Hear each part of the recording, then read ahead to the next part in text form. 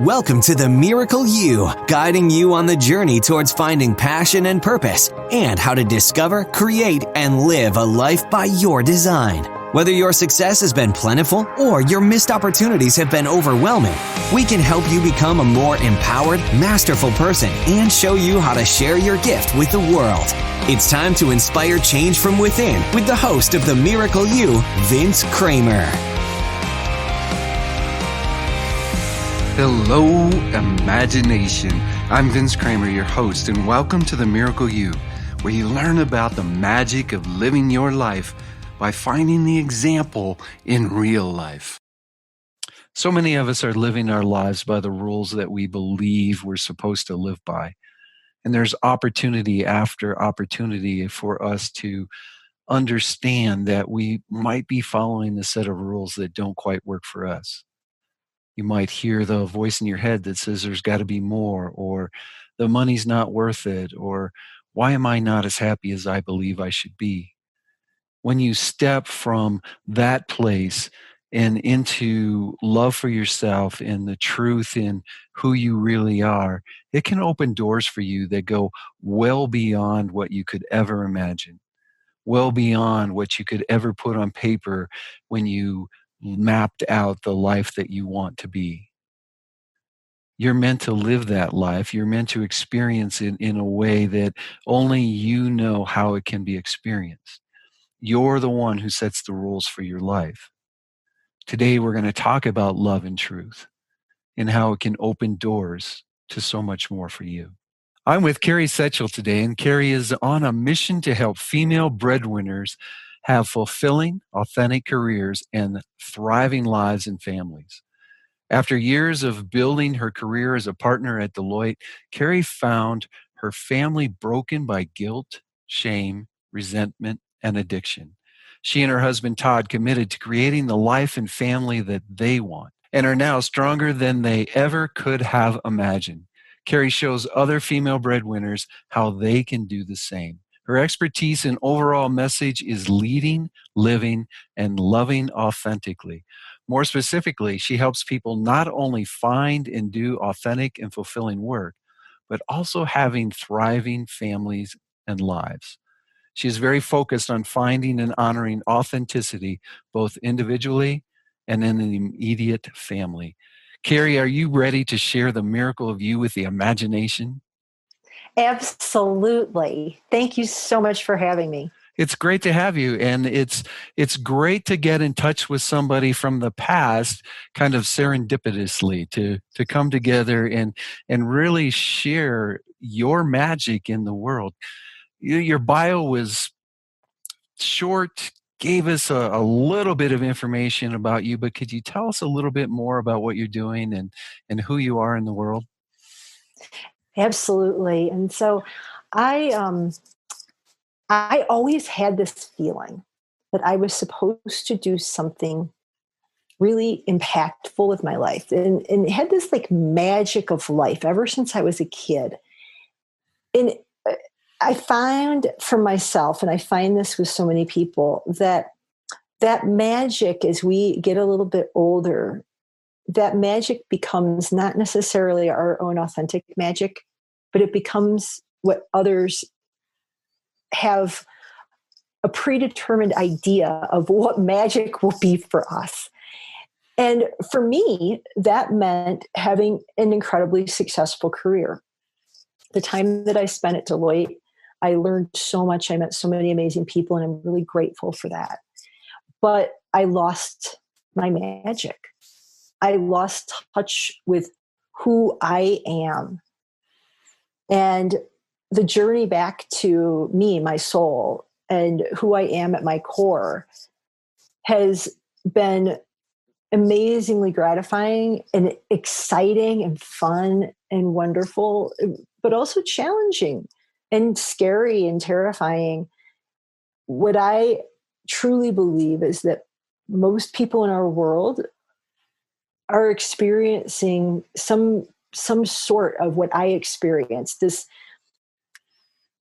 becoming magical in the way everyone else wants us to become magical, and losing track of what our own real magic is, and eliminating that separateness and creating a real avenue to find and to honor our authenticity is so deeply ingrained in me as an individual and what I feel I'm called to do in the world. And much of what I do can relate to all people, but my experience and my family's experience is me being a breadwinner for many years in the corporate world and my husband being a stay-at-home dad, which sounds like it's really common because so many people are doing it that way now. But what we found is that it really isn't necessarily common, nor is it necessarily accepted. It drove us to a really dark place individually and as a family, and helping other women and men who are in a less conventional sort of family structure understand that you aren't weird and you aren't alone and you aren't wrong. You're right exactly as you are, and to not try to be something else, but to be who you are. Yeah, we've spent a lot of time in Imagine Miracles, as you know, really helping people understand that there is only one set of rules for you, and it's your rules. And being able to find your answers to those rules are so important. But the, our collective society dumps so much on us and so many expectations that it makes it difficult. Speaking of Imagine Miracles, it came about because I had three really big wake up calls in my life. And I know that you had a wake up to really bring you into bringing this magic, as you said, to the world. Could you share that with us? Yes, absolutely. And it's fun to share it because it's such a vivid memory. It was New Year's Eve day, 2014, going into 2015. And my husband, son, and I were on a vacation. We were in Antigua. And it was one of those doom trips, like the flight gets canceled and you get to the resort and they put you in a different room and it's really small and there's not enough beds. And then on New Year's Eve day, we're headed to breakfast at this resort, and our son comes down with the stomach flu. And this is like, we're like, oh my gosh, this is the doom trip. So we get our son, we help him, we get him back to the room. He spends a bit of time getting sick, and then he's okay and he's sleeping. And my husband and I say, okay, well, Daniel's sleeping. We'll just go sit out on the balcony.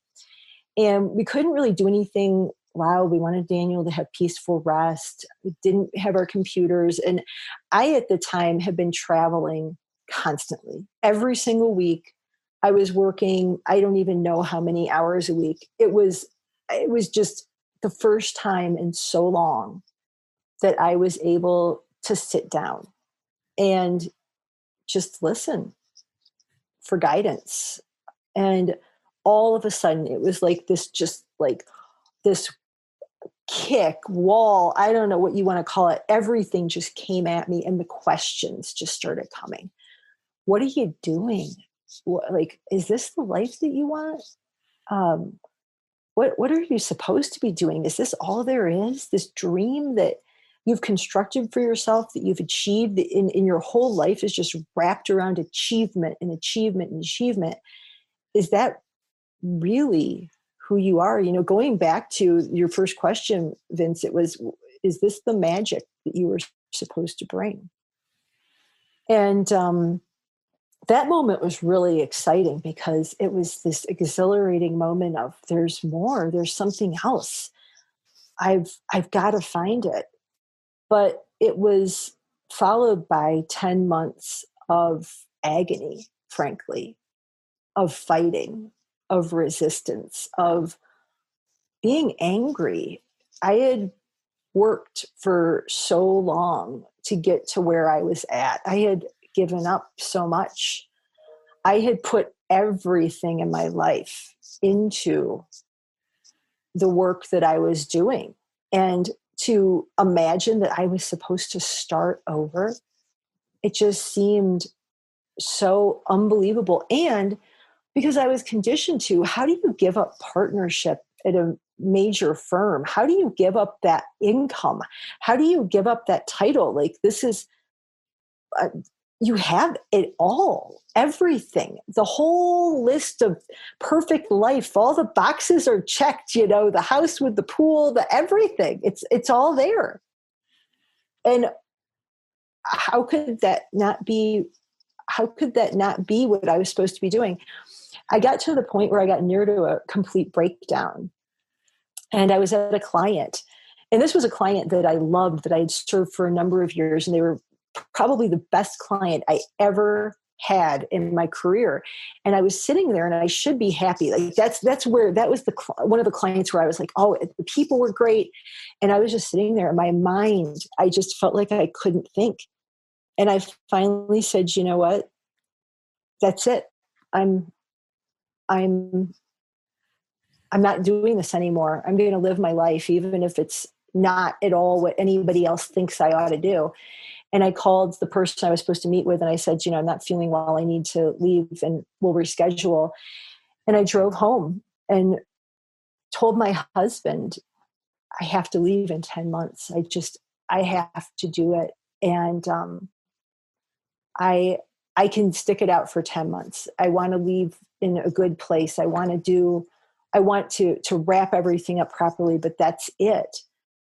And, my husband and I, we had a lot of challenges at that point in our relationship, but in those certain moments that like really, really matter, he totally rose to the occasion. And he said, Carrie, you've been so successful for so long doing something you don't really love.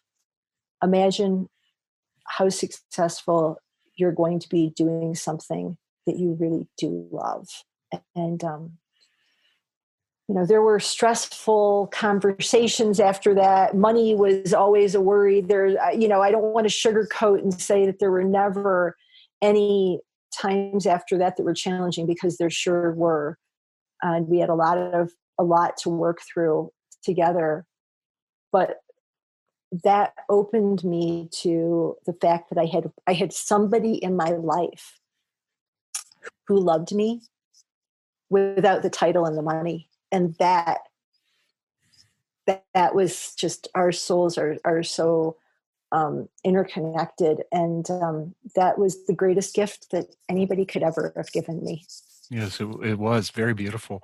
Let me ask you this. We talk in Imagine Miracles about wake-up calls. We call them conscious or crisis. A conscious wake-up call is what I would say that you experienced in Antigua, where all of a sudden you knew that there was more, and you had to do more. What was the motivator for that? I think there were two things. I think in my heart, I knew that my family was falling apart. But everything on the surface was just fine. But in my heart, I knew that I didn't have the relationship with my son that I wanted. I traveled all the time, every week. I wasn't the parent that I wanted to be. I knew that my husband was struggling, but I didn't know what to do with that or how. And we were just getting through, operating like a machine.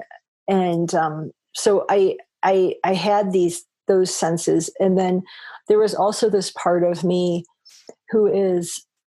there's this little spark, I think that a lot of people have it, and you feel it just at these times where you may be outside of the norm, or you're on a long plane ride, or you're somewhere very different and expansive. This little thing in your heart that says that there's something more. There's something you need to expand. You've come and you've done what you've prepared to do here. It's time for another expansion. And I didn't understand that then. I didn't understand at all how to put that into any kind of a context, but the spark was there in my heart. And I knew I had to honor it. It was there. It was that feeling. It was finally being conscious, Vince, because I lived unconscious for so long. You're just like on that hamster wheel, on that treadmill. And it was finally getting conscious and honoring that feeling. So many people love us, and they teach us what life should look like, and usually it's the way that their life should look like, or they believe your life will be happy.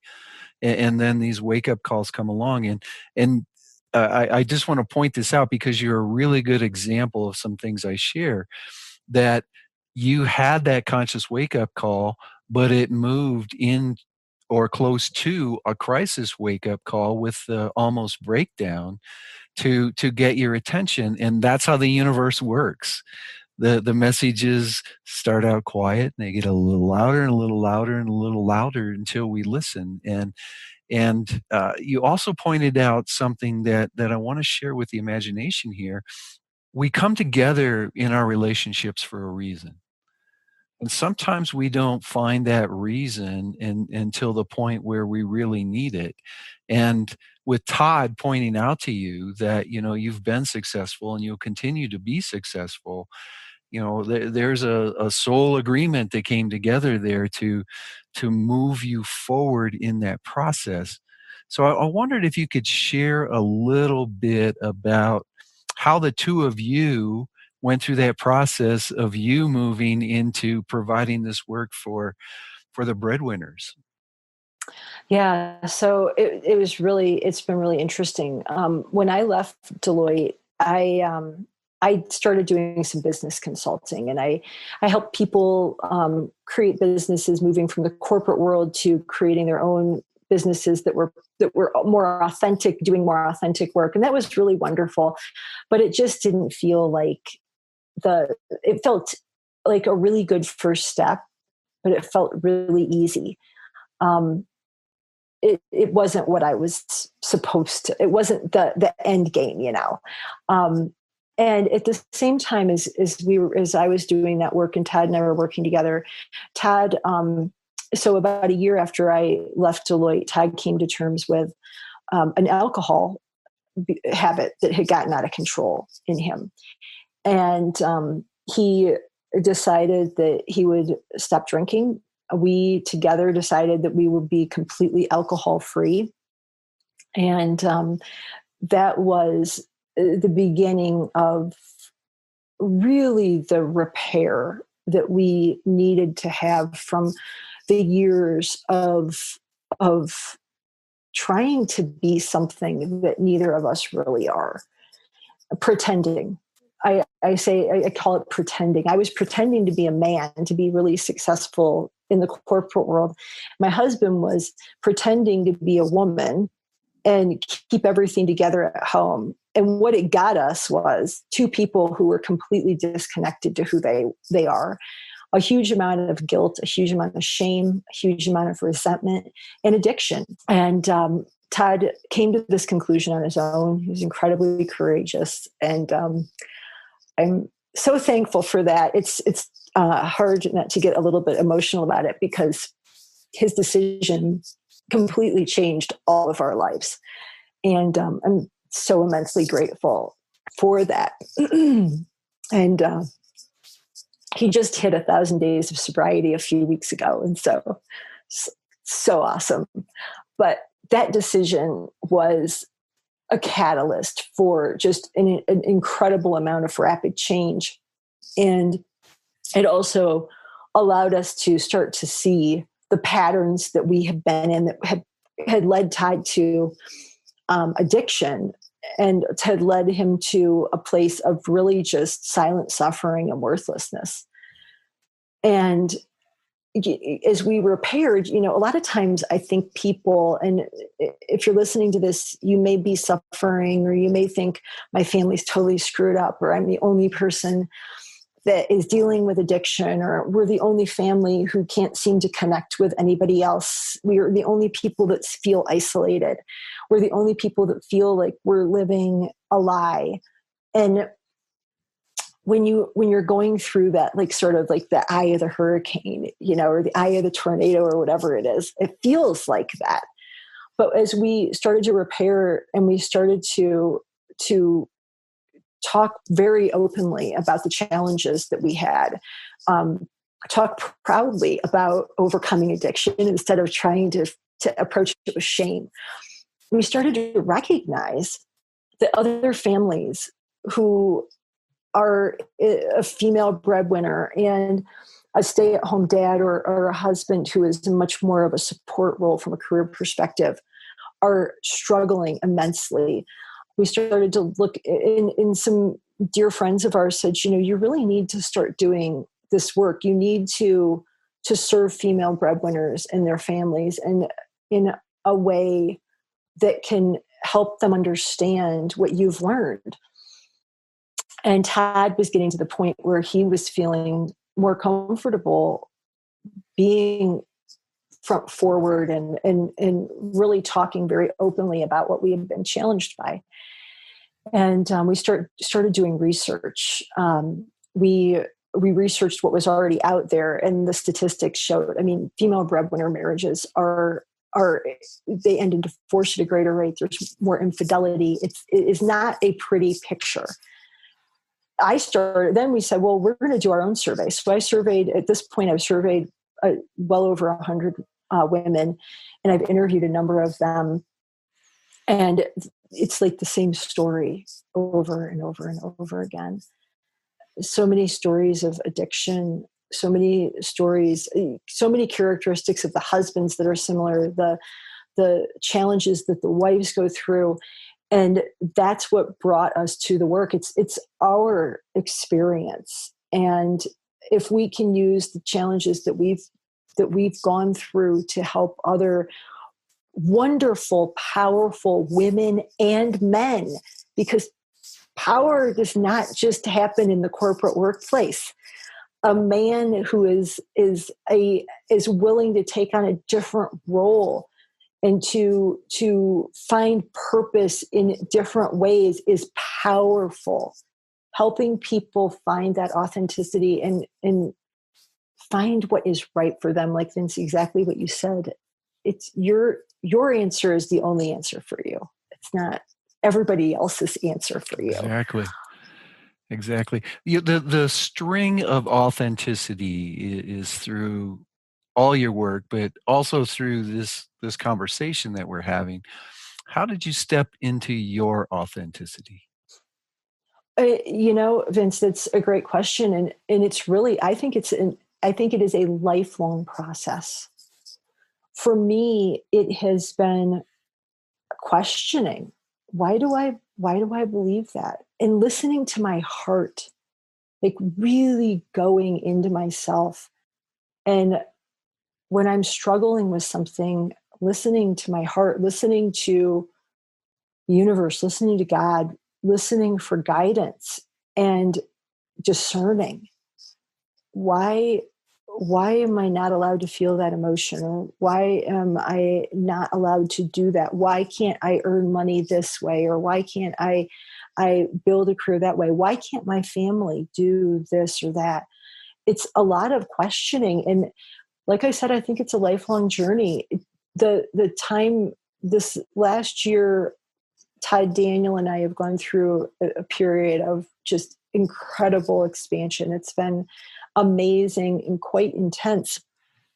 And it's caused me to even see patterns of like how I fell into to ego behavior. And, there's so many different things in our world that can feed that.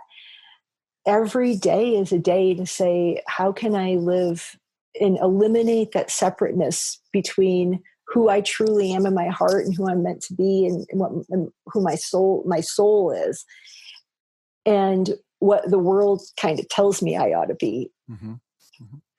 And one of the things that I share regularly on this program, but also in our courses, is that the circumstances that have happened in our lives up to this point truly go to the saying that everything happens for a reason, but in a little more of a empowering way than the saying comes about. So, what in your time at Deloitte gave you the biggest gift of you bringing this material to the world now? Oh, I would say one of the most beautiful gifts of all my time at Deloitte were the people that I that I got to connect with. The amazing experiences we had. We lived in India for 2 years. I have friends all over the world, and they're wonderful. But one of the most interesting gifts happened in the last 10 months I was at Deloitte. And I after I went to that near breakdown spot and just said, I'm gone. I'm leaving. I'm doing this. I am more fearful of regretting my life than I am fearful of regretting leaving Deloitte. And I was doing a lot of personal work at the time, just trying to figure out, like, who am I? And I discovered that I have a very, very significant need for love and truth to be part of everything I do. And I was feeling completely spiritually detached because love and truth were not part of my life at all. And I thought, well, I'm not going to spend the next 10 months being somebody else and playing this part. I am going to bring love and truth to everything I do. And in that last 10 months, it was just absolutely fascinating because it sounded so ridiculous. I was so conditioned in the big corporate, boardroom type of world, like love and truth, like a bunch of woo-woo nonsense is this stuff. But I brought love and truth to my relationships, and I had just the most amazing gift of some people at my clients and some of the people that I worked with just showing me, being there to receive that love and to receive that truth, and to show me that was me. And one of the clients I had was a very difficult, it was a very difficult client relationship, just from overall two organizations trying to do very big things together.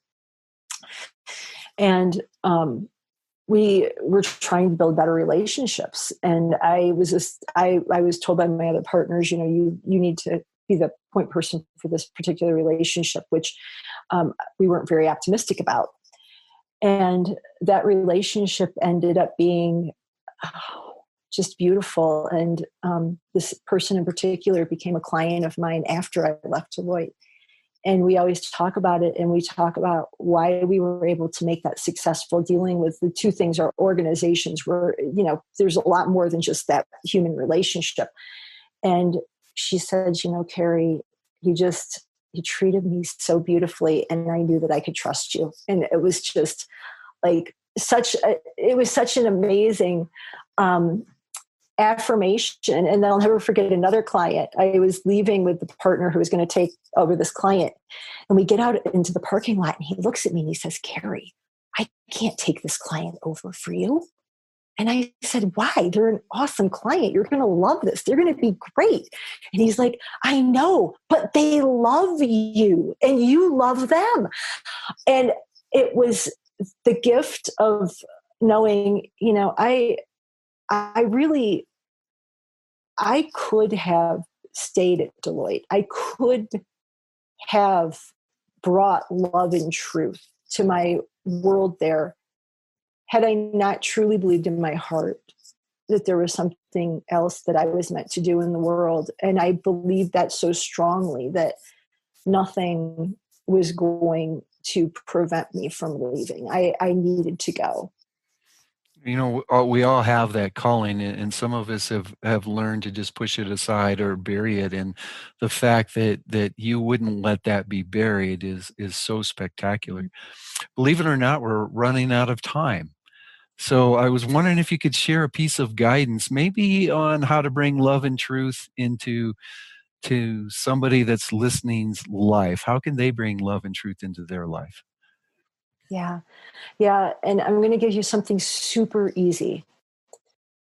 And this is going to might sound elementary, but let me tell you, it works. When you go to a place where you're going to see other people, and now I'm thinking in COVID, this is going to be really difficult advice because we have face masks on.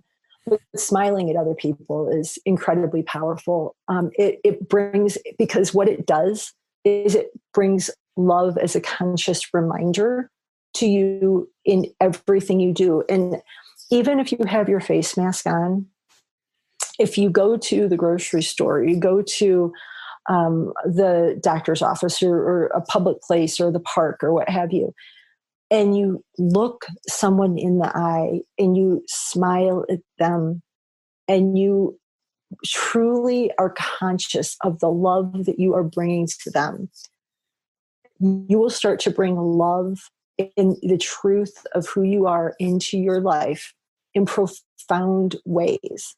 But it's more than anything that consciousness of bringing love and also bringing love to yourself, because smiling at yourself, looking in that mirror and smiling and saying, yeah, you screwed up a whole bunch of stuff. That's okay. Still love you. Oh, that is so powerful, Carrie. And yes, it's tough with masks out there, but what you just shared with us at the end is spectacular. So there's no reason that you can't go in the bathroom, look in the mirror, look yourself right in the eyes and smile. And giving yourself that love and bringing that love out for yourself will open up you shining that love out into the world. You just can't help but do it. So thank you so much for sharing that. That's a perfect advice. And I'm going to take it even a little bit more. And I love to smile at people. So let me ask you this. How can the audience get in touch with you and learn more about you? Absolutely. So you can find me. I am very, very easy to find. If you go on YouTube, it's Carrie Sechel. Just search for Carrie Sechel. My YouTube channel is just YouTube.com/C/Carrie Sechel. I put out videos every week. So you can find my channel there with messages that are very similar to the types of topics that Vince and we've been talking about today. You can also find me on LinkedIn and Facebook. Again, it's just Carrie Sechel. And if you would like to email me, I welcome that. And again, very easy, Carrie@carriesechel.com. I am here bringing this message to you with Vince today in love and in truth, and really to help us all live more authentically and eliminate that separateness from who we really are. I'd love to hear from you. And all that information will be available to you on Carrie's show page. Just go to the Miracle You, that's with a capital U.com. Look for Carrie's show page, and all that information will be available. Carrie, thank you so much for joining us today. We appreciate you being here, and thank you for what you're doing in the world.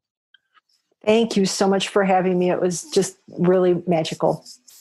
On behalf of Mary, my business partner, and my wife, and the entire Imagine Miracles crew, we want to wish you a miracle day. You've completed this episode of The Miracle You, but we have plenty more to help you discover your own personal passion and purpose. Head over to themiracleyou.com for free resources to assist you on your journey, as well as register for our free webinar, Discover Your Miracle Life, 3 Mind Awakening Steps Toward Your Unique Purpose, or apply for a one-on-one Your Life, Your Way breakthrough session and discover your next best step on your journey.